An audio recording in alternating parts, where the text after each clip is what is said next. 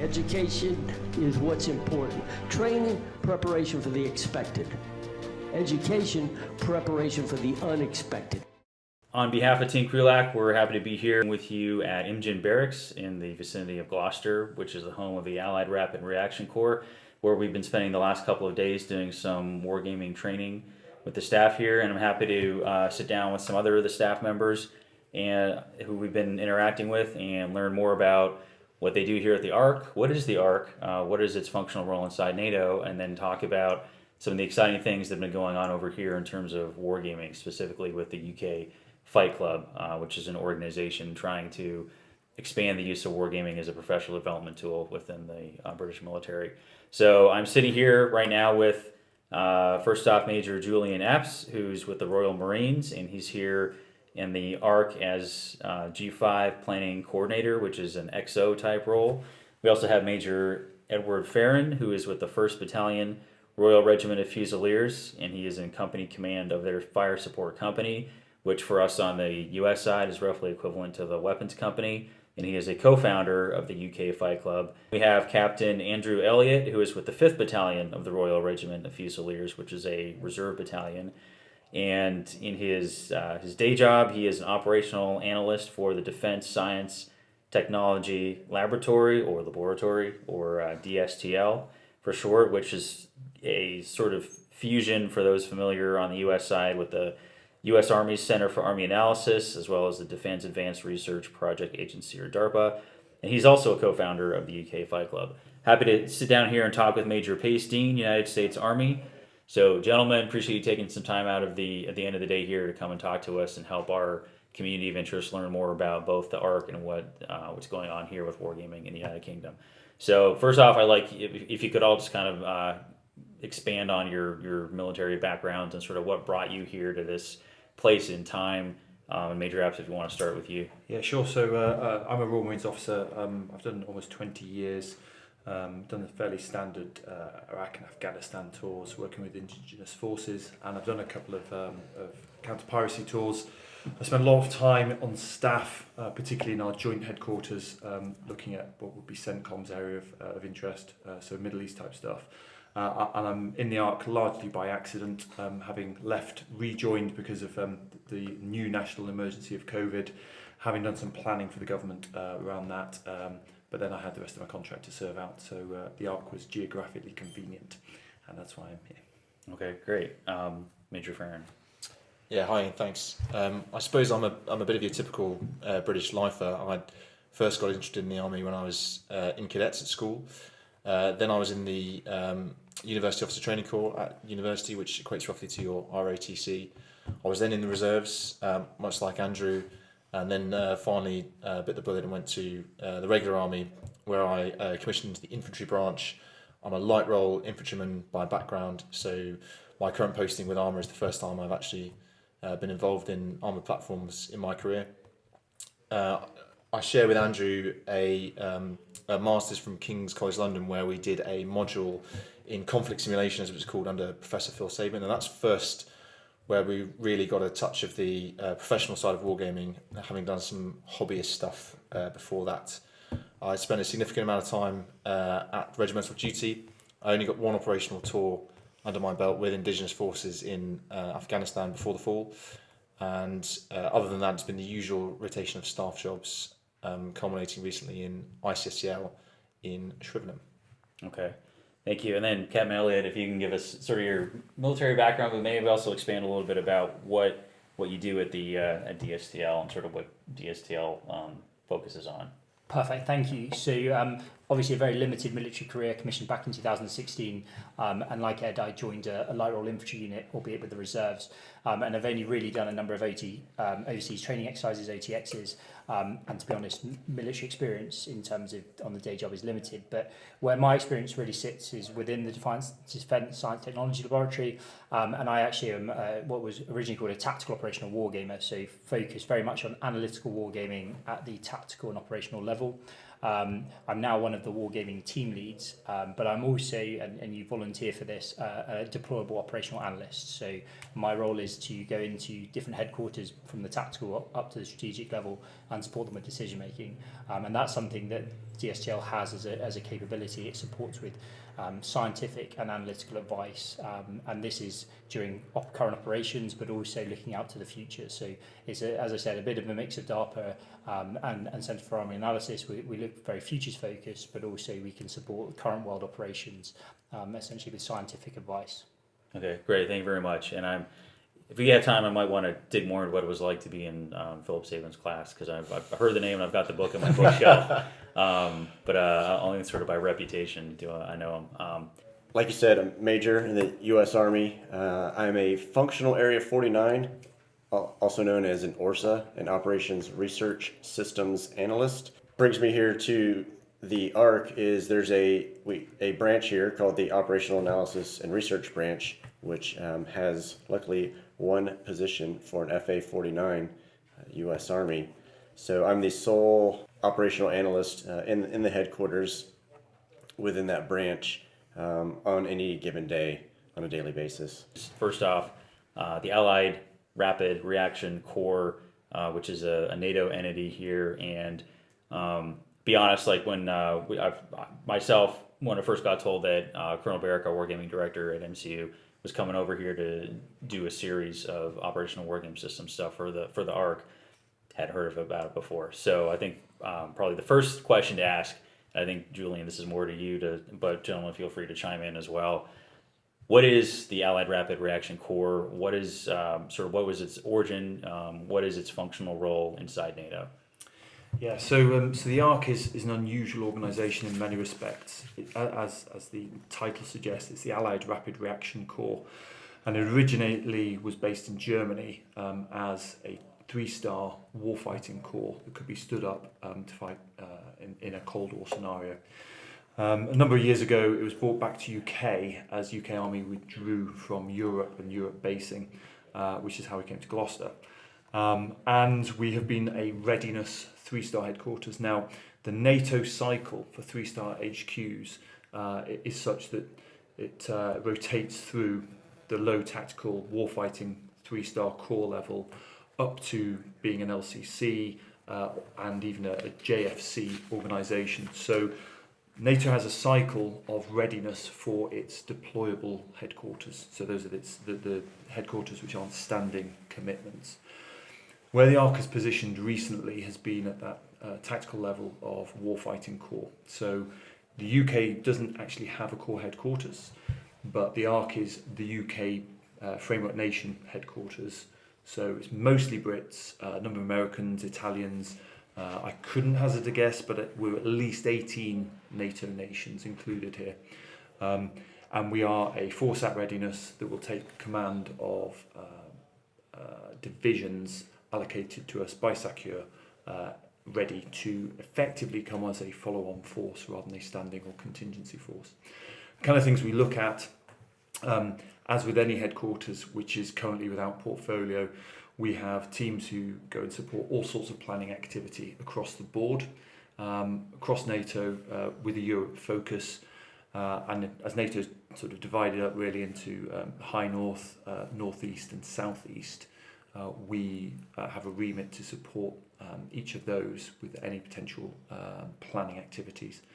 NATO has a number of contingency plans, readiness plans, graduate response plans that we also contribute to. So, from a planning perspective, lots of thumbs and lots of pies, so that we're prepared to work wherever we're deployed and wherever SACEUR ultimately would say, go here, take command of these forces. We're just one of those forces that are ready to go. Okay. And then, so what's sort of been some of the focuses of effort recently? I would imagine that the war in Ukraine right now has probably been a focus effort. But I mean, so maybe with that or any other things that have been of particular importance recently. Yeah, so if you'd asked this question 6 months ago, it would have been a toss-up between the High North, by which we mean Scandinavia and Norway, which as a Marine, particular interest, and our previous commanding general, as a keen telemark skier, was very interested in, or the Suwalki Gap in Poland. The Ukraine inevitably generated a lot of interest immediately, but without direction to do anything. We're always hamstrung, and this is a NATOism, that if you're not directed, you can do prudent military thinking, but prudent military planning has to be directed. So the things we've been looking at remain the Baltics, Suwalki Gap, and Ukraine is of interest, but I think there's an assumption there that Uncle Sam will lead the way if there is an Allied response. Yeah, and obviously there's been some pretty clear lines drawn about where and where not NATO is going to go into Ukraine, particularly. Although if things spill over into other countries, then that changes the calculus. But yeah, absolutely, and we've been supporting some of the multinational core organisations as the Romanians have been standing up to be effectively a sub-theatre command. We've been supporting them in how they wish to do it and what some of the pitfalls are, and just lending experience of being an at-readiness headquarters to a new organisation that's been stood up in response to, well, it's not in response to Ukraine, it's been accelerated in response to Ukraine activity. Yeah. And so how does the operational analysis research branch support the overall mission of the ARRC?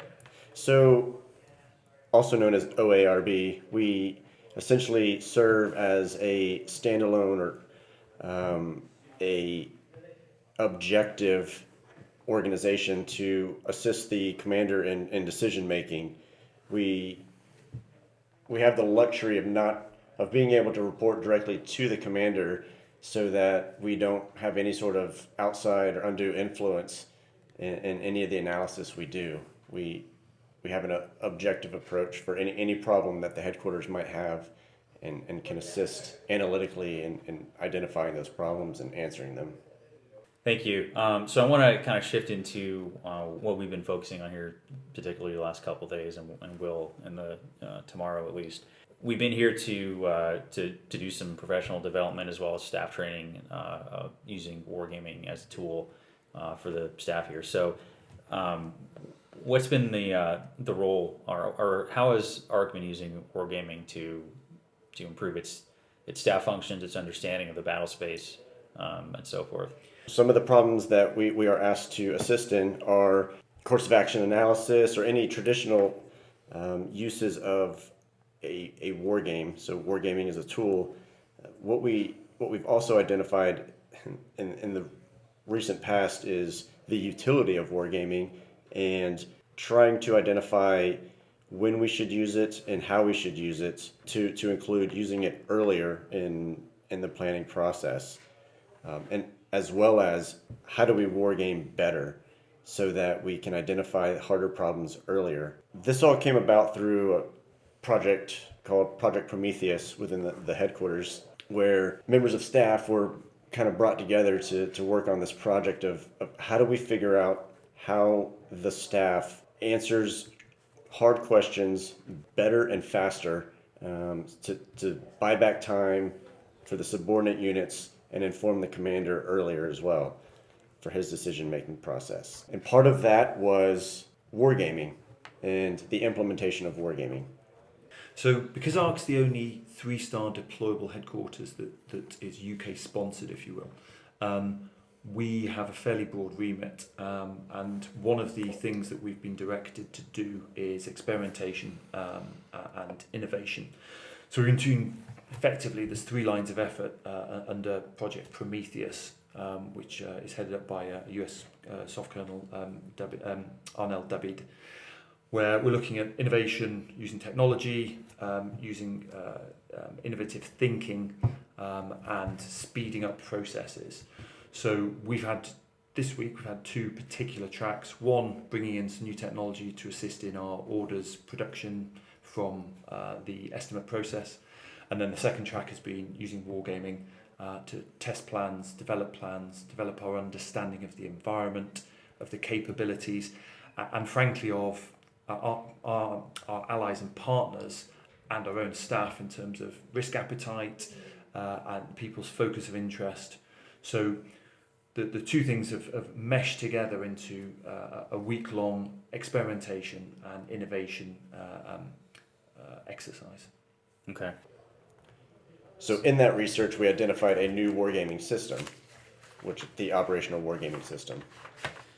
And so I know, I don't think this is the first or the very first time that it's been used here, but so What system was used in the past, and what was it about the operational wargame system that made it more attractive for use today and in the future? So in the past, we would use kind of a generic process of taking a course of action, looking at a map, using a box method, and kind of using military judgments. Some might call it a bog sat, or a bunch of guys sitting around a table, Yeah. opining on the outcomes of certain events. Included in that, we had analytic tools that were essentially correlation of forces and means to determine force ratios and outcomes of direct conflict engagements. But what it didn't do is account for other elements and aspects of combat, which the operational wargaming system does account for systematically, which makes it holistically a better approach to wargaming. Okay. And is the intent to sort of starting with the operational wargame system to look at expanding to a variety of wargames depending on the decision that needs assistance in making, or is the plan that developed yet? Absolutely. So the intent is to bring in and apply it to each planning branch across the staff, for problems that they may have, be it logistics. We can have a logistics specific kind of war game, if need be. The other plan is to conduct war games more often and less formal as well across the staff. So with that, I want to kind of transition into one of the other unique things that we came here to learn a bit more about, which is the UK Fight Club, which seems to be a kind of a fusion of formalized professional development, as well as trying to generate informally better military thinking and understanding. So before we get into the UK Fight Club, maybe if we could look at, before the UK Fight Club stood up, like what was sort of the role, the perception, the use or lack thereof of wargaming as a military development tool for all of you gentlemen? Do you want me to start? You start. Jump in.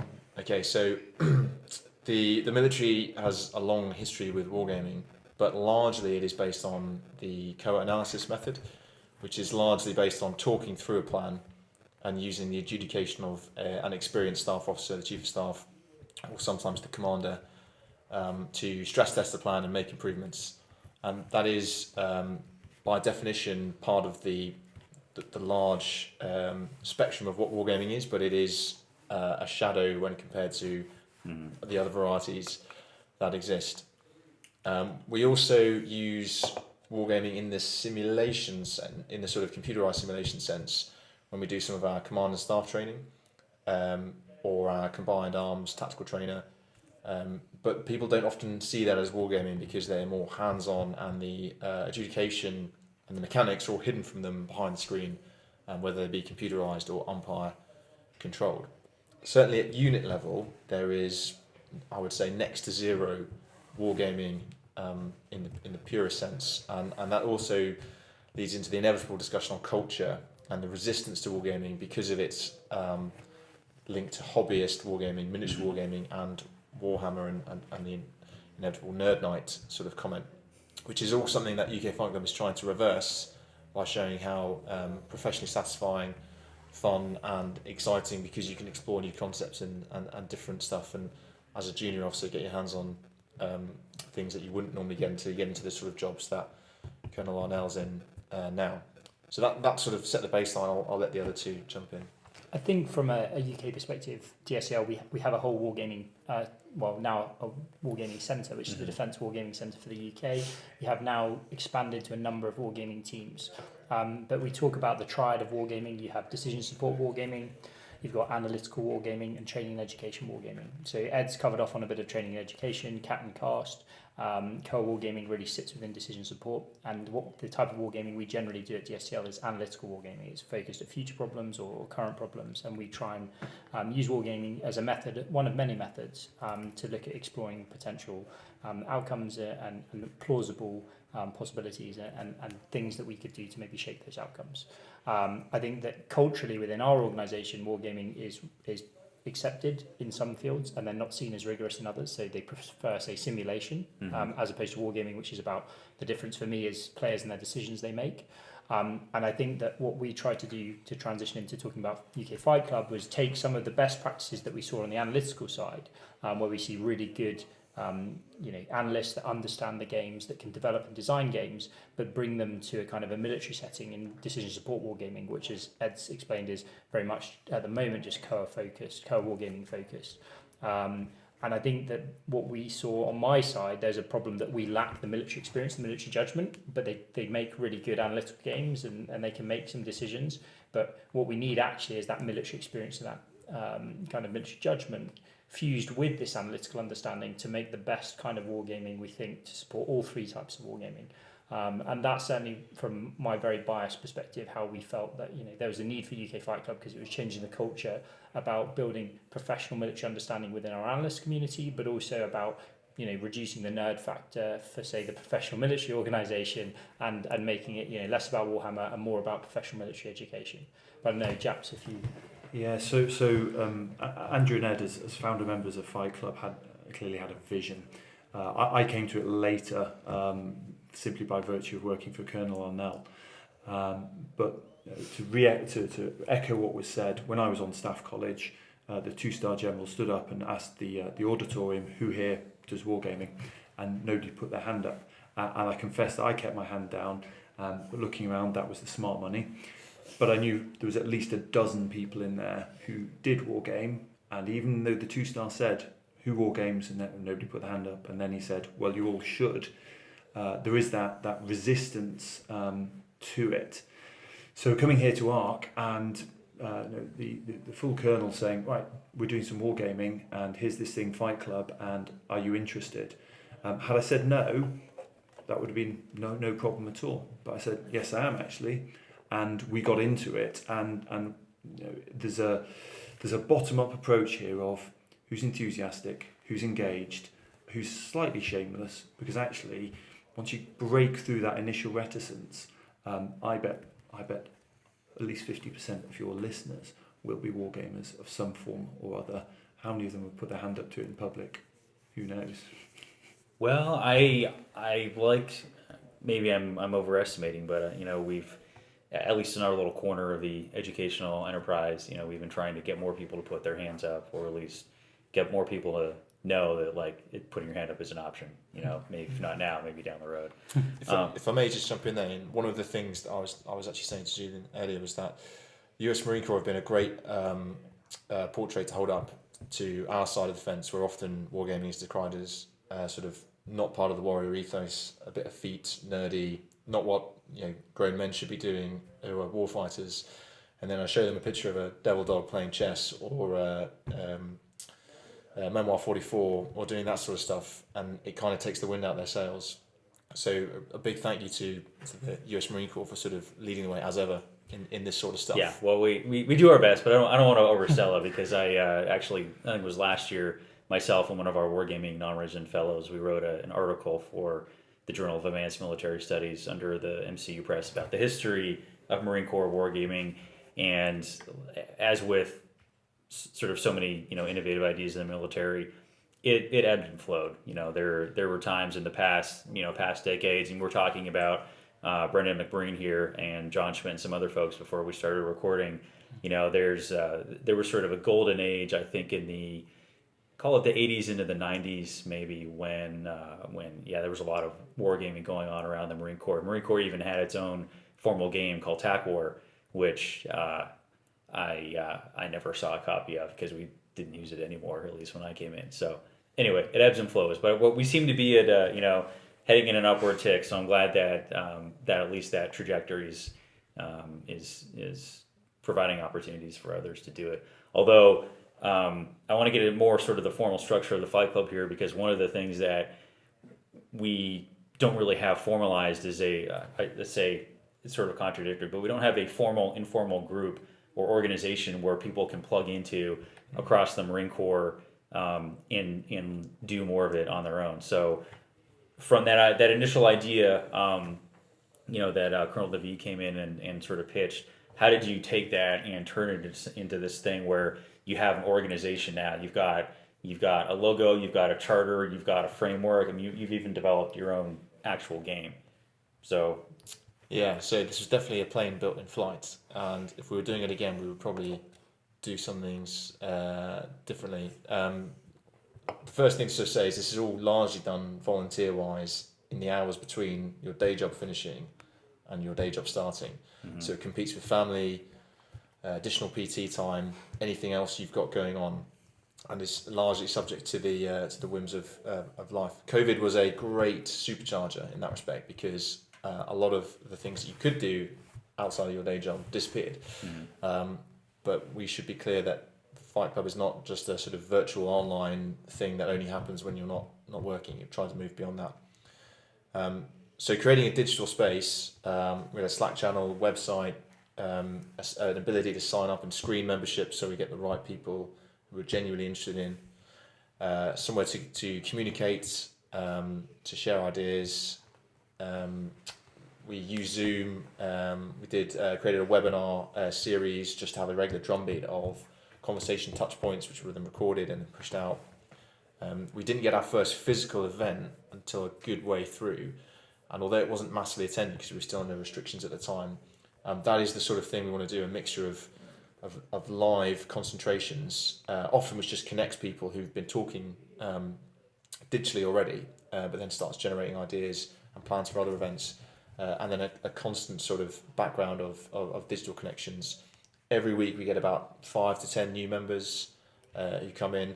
A lot of them are just on a listening watch and are waiting for their niche thing to come in. If you're interested in cyber wargaming, for example, 90% of what goes on in Fight Club is probably not going to interest you, but that 10% where you find 10 other people who are interested in cyber wargaming, you could probably collaborate and make a game or play an existing game or share ideas. And that's the sort of power of it, is connecting people without real agenda or specificity, so they can decide what they want to do inside the safe space, which also means we want to keep kind of work out of it. We don't want a 2-star or 1-star CEO coming in and saying, you must do this for me now. And we sometimes do have to push back against those overzealous senior leaders who want to task Fight Club to do something for them, because that is not really what the membership wants to do. We don't want to come in our evenings and run an event for a unit. We want that unit to learn how to run an event for itself.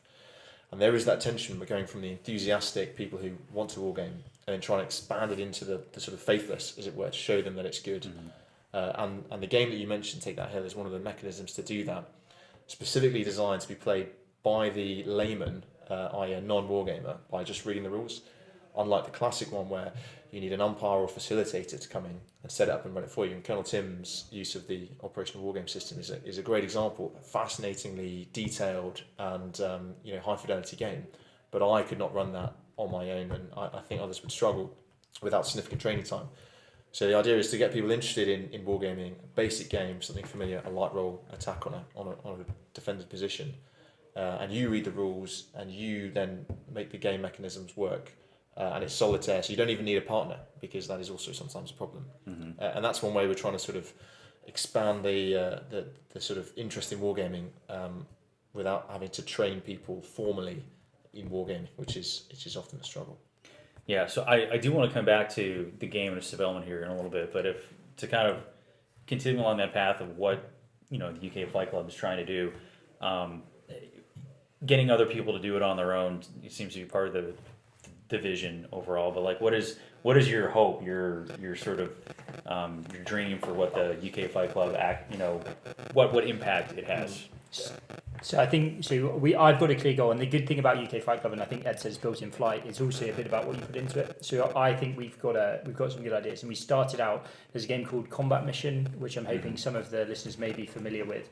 My dissertation actually looked at it. So when I was doing the masters that King's mentioned earlier in war studies, I focused on comparing Combat Mission with another game, Wargame Red Dragon, and we basically said, is this suitable for professional military wargaming. And ultimately, the decision we said was yes.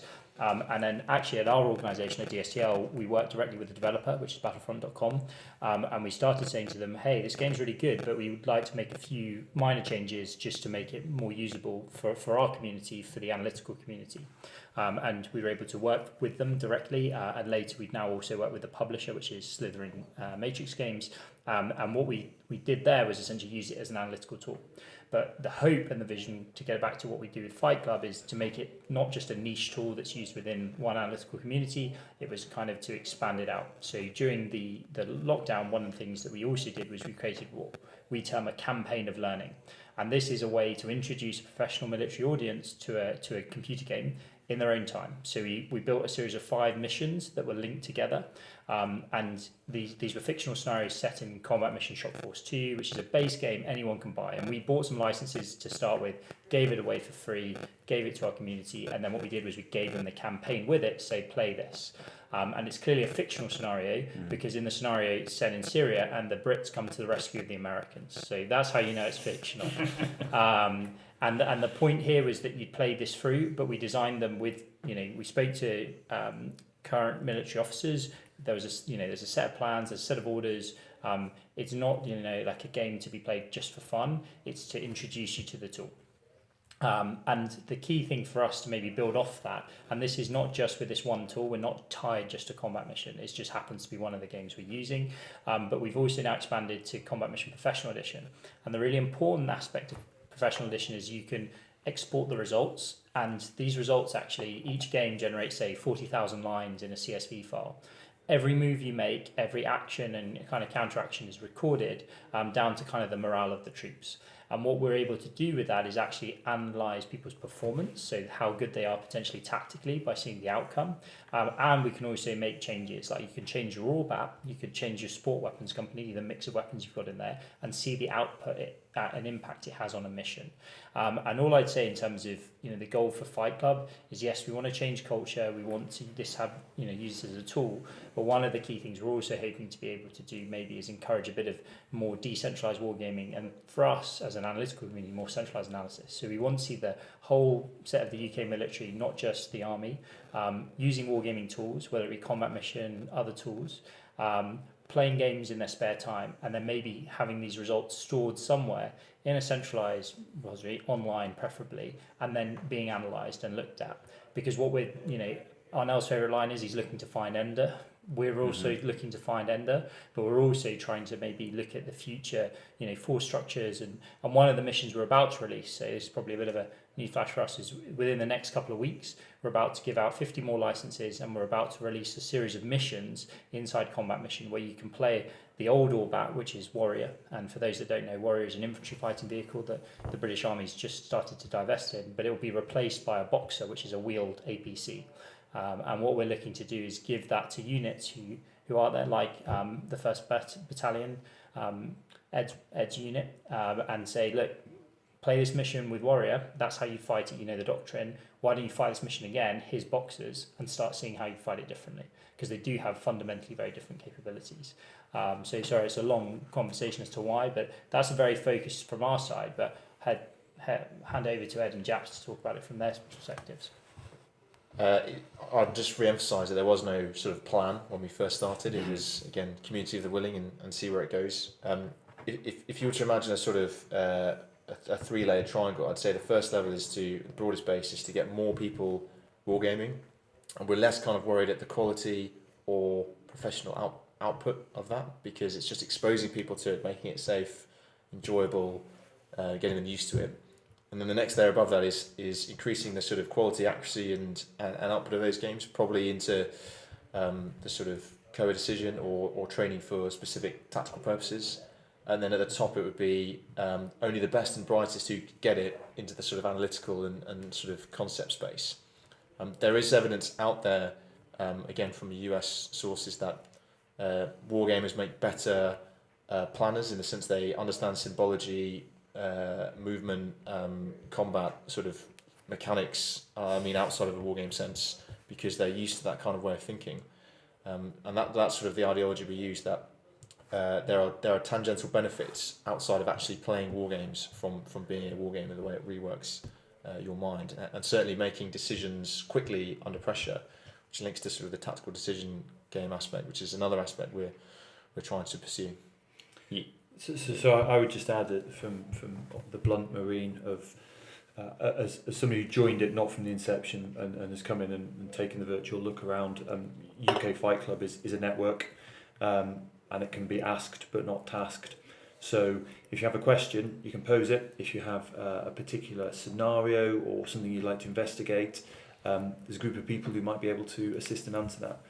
You can't tell us to do it, but come on in, see who's around, and pose your question, and almost guarantee you'll get an answer, which will be of use, potentially stimulating. But yeah, a network that can be asked but not tasked. Yeah, no, that's a good philosophy, and if you didn't know it, we're going to informally add you to our own network here, and I hope you add us to yours, because we've developed sort of our own network of basically just volunteers, but doing the same thing, trying to spread the gospel of wargaming, if you will, and how it can be used as a tool. Especially to your point about the developing those mental habit patterns for better decision making and analysis. It was something the Colonel had mentioned, and it's it's one of the bullet points we hit too, right? The only way you get better at making decisions is developing a habit pattern of making decisions, and that's what wargaming can help you do, because all it is a series of decisions that you store in your memory for future use. So I do want to get into the game itself. If you could maybe describe, who decided to go ahead and create your own game, what the process was, what the reception's been for those who played it. So we're talking Take That Hill? Yes. Specifically? Yeah. Okay. So full disclosure, the game concept is Professor Saban's. So it's in his book, Okay. Simulating War. But based on, as is often the case, Wargaming was produced at the time that he was writing the book, and his own historical experience with wargames, it was quite bland and written in a way that to a military user didn't really make any sense. It was written for a wargamer by a wargamer. But the concept was simple. It used a D6, it had a couple of hexes, it had 2 state counters, so side A, side B. So I thought that would make a great introductory wargame, and effectively what I did was add Chrome, digitized it into a colour map, made the rules read a bit more like a military user would understand them. I added some additional rules, having playtested that and checked with the author, so the game has a bit more longevity. Once you've played it a couple of times, the original, you're effectively a bit like tic-tac-toe. You're done.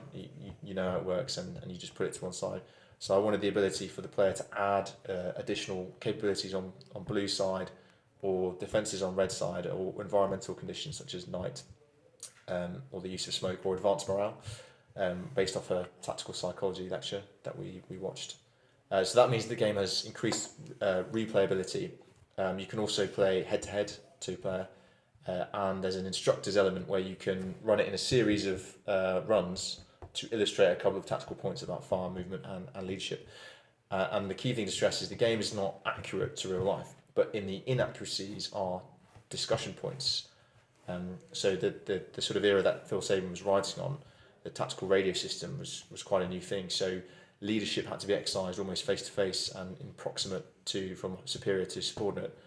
You could argue that is no longer the case, and that's a useful discussion point as to when people feel happy doing things like assaults being remotely launched versus being physically launched by their leader.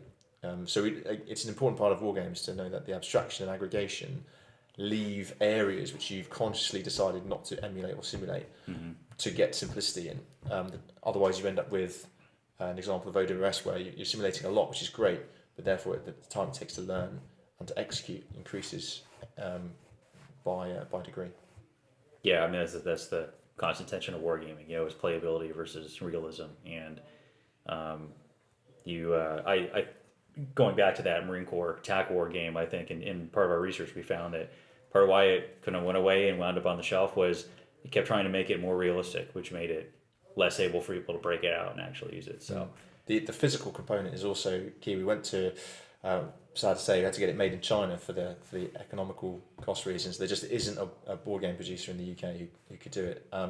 the traditional army model would be put it online, let people download it, print it.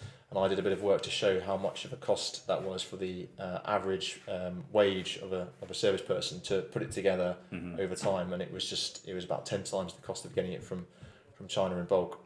And being able to physically hand it to someone and say, this is a game, go play it. And the natural human desire to touch, feel, flip counters over and have that hands-on was really important. It is also on Tabletop Simulator. Someone in Fight Club had made it a browser game that could run on your mobile phone into a beta, which was great because our soldiers are always on their phones. But we did want the physical, put it on the desk. It's 3-dimensional, 2-dimensional layout, and go through the acts of rolling the dice. One of the big stigmas of wargaming is dice rolling, because people don't want to do it. This forces you to roll the dice. If you take that away and give in to the stigma, and you either have it done on your phone or an umpire doing it, and you don't have to worry about it, you're just giving up at the first hurdle. It's a bit like sort of giving up on PT because a certain element is hard. You've got to push through the pain because as Tim's Wargame shows, there's many more types of dice out there than just the humble D6. So you need to get used to that chance, risk and gain, and understand what it is when you're rolling. You're not just gambling. There's a series of outcomes based on modifiers which are linked to military logic or judgment. Yeah, and I think you could develop that percentage chart for the for OWS to sort of illustrate that. Yeah, actually, if you want to talk about that. Yes, so we'll do. So prior to joining the military, I worked for an investment bank. I worked for JP Morgan, US bank, and the mathematical modelling that I was exposed to even then was fairly sophisticated, and it dealt with risk. It dealt with risk and return. So when you come into our environment where you're looking at risk and you're looking at future events, I always joke that 11 out of 10 people are innumerate. They just don't understand how risk works, how it aggregates. So with the OWS, we took the variety of dice rolls, and if you look at OWS, just the combats, once you figured out your relative strengths, you've still got 4 variables, which is the type of dice, which is the strength of the attack, the type of defence, how many dice you're rolling, and what terrain your units are in. And we stripped that down to illustrate how rolling 3 dice, requiring 1 hit on those, you're actually fairly likely to get a success, even if you're looking at higher end. But even if you need kind of an average dice roll, you roll 3, you're fairly unlikely to get all 3 hits in. And we just tabulated that out to illustrate people's over-optimism when they're looking at their chances of success. We only went to 3 dice because it starts to get mathematically quite complex. But we've got these charts that just show, if you need 1 hit out of 3, you're fairly likely to. And if you're looking at a fairly easy roll, you're almost certain to. If you're banking on, I'll get 3 out of 3, you're almost certainly being over-optimistic. And we just illustrated that with some tables and charts, which we can then use also to talk through the command group about what's your risk appetite, sir, because what you're saying and what you're acting, actually there's a disconnect because what's in your head does not match up with the numbers. It's just another tool to illustrate when you're dealing with the future. People tend to have that over-optimism bias. Yeah, well, I think whether it's the half dozen different types of dice for OWS or a D6 for Take That Hill, I think it's been part of the collective, trying to proselytize wargaming is that it's not a gamble. It's a risk metric, and you can actually impact that to improve or decrease your odds of success or failure, and you have some agency over that. And then the element of randomness, like that's combat, that's war, right? Stuff happens. Ukraine managing to sink a Russian flagship without having a navy, to contest it with. Sometimes that stuff just happens in war. War is very contingent.